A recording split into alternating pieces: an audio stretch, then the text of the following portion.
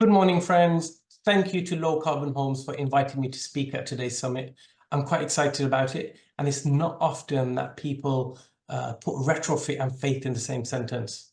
So it's pretty obvious that today I'm going to speak to you about the role faith communities and establishment can play in improving the quality of homes, and more importantly, how best you can engage with them.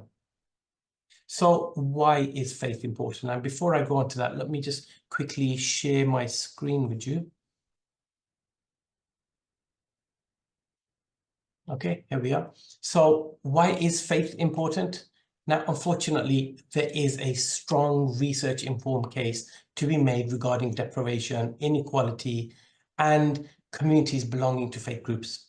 Now, research suggests that communities belonging to a faith, particularly those belonging to ethnic minorities, are more likely to suffer from socioeconomic deprivation, poverty, housing, and social issues.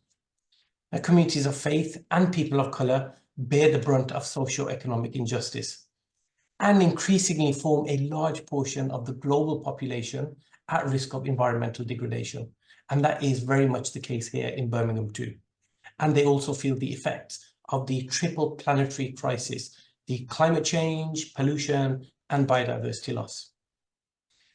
But on a more positive note, there is no doubt that our faith connects with people's emotions and personal lives.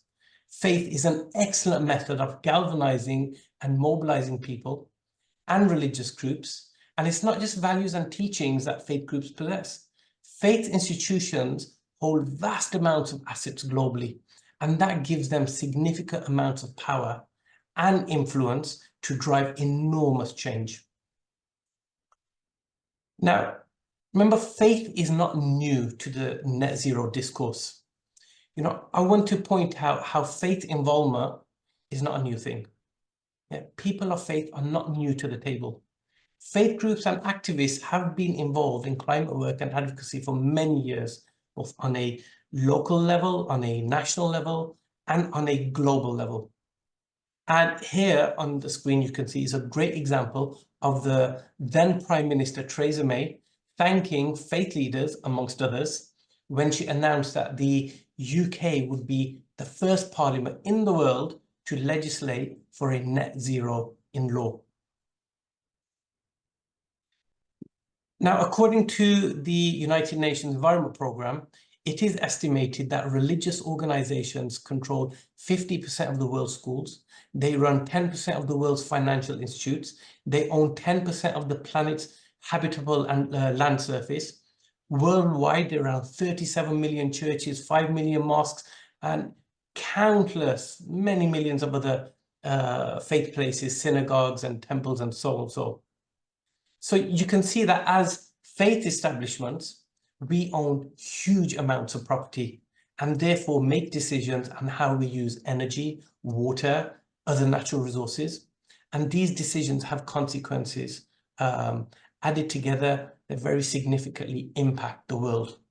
Now, if I had time to research, I'd love to have broken down the amount of assets and resources faith groups own in Birmingham. I mean, 85% of Birmingham identifies with the faith.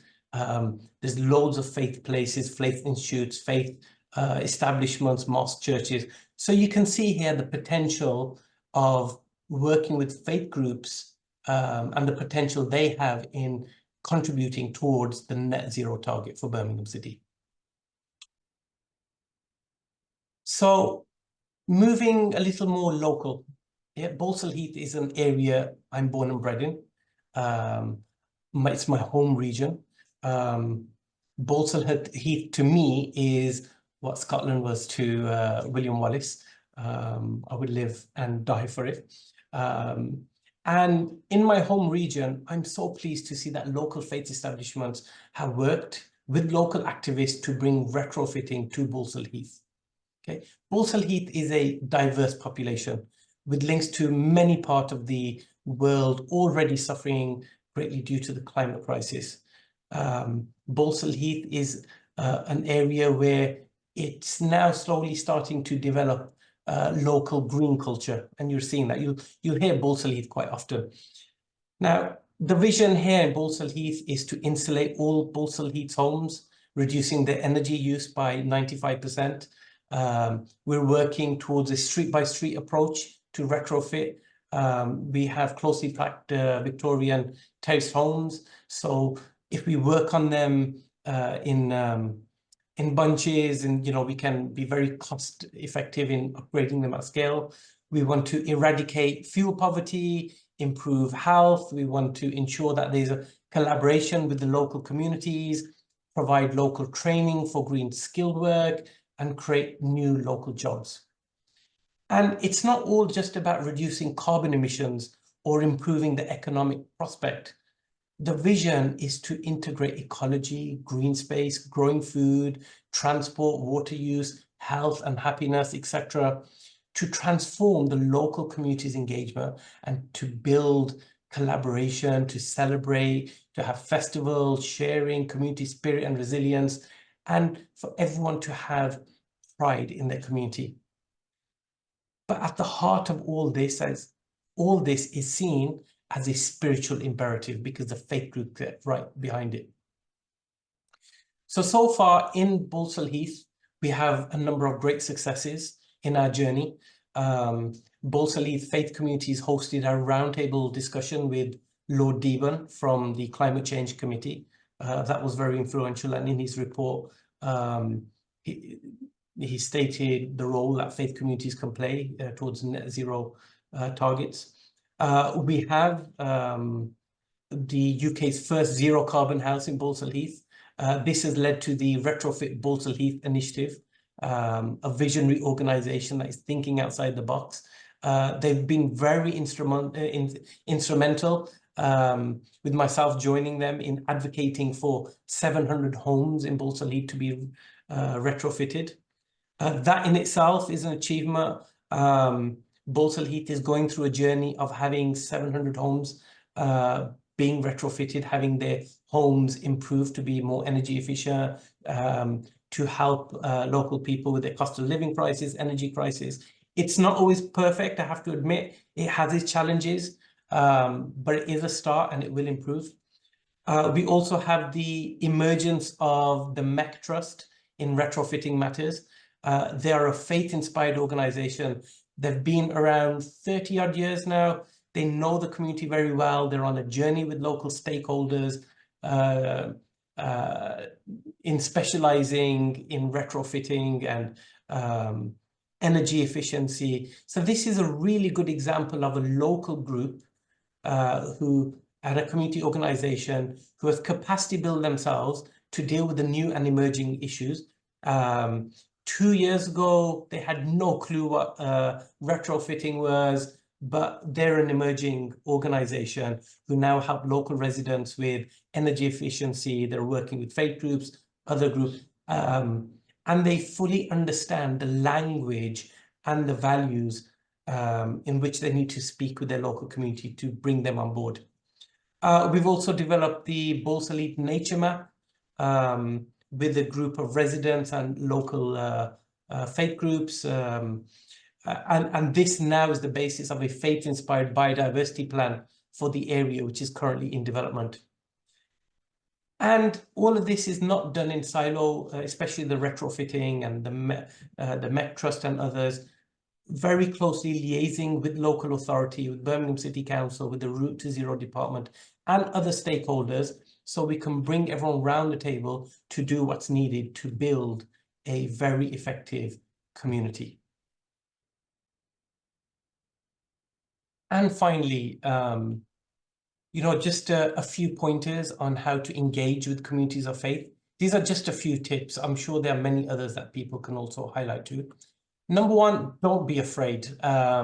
I see quite often people do not like to liaise with faith establishment or religious groups. They like to keep an arm's length. But it's important to know that faith groups are very much part of the solution. You can't ignore them. They are very influential. Number two, take some time and identify local faith groups and individuals. Don't just parachute in and pick out the first person. You can almost certainly find lists online. I know Birmingham City Council has a database of faith groups. The local police also tend to have good relationships and they can guide you other community groups, peer-to-peer advice tends to be quite useful. Localize the issue, come at it from a point of view that the locals understand. Remember that in the most vulnerable communities, education and literacy rates may be quite low. So, you don't necessarily have to speak to them yourself. Find somebody who can speak on your behalf and who can help you bring your solutions to the community.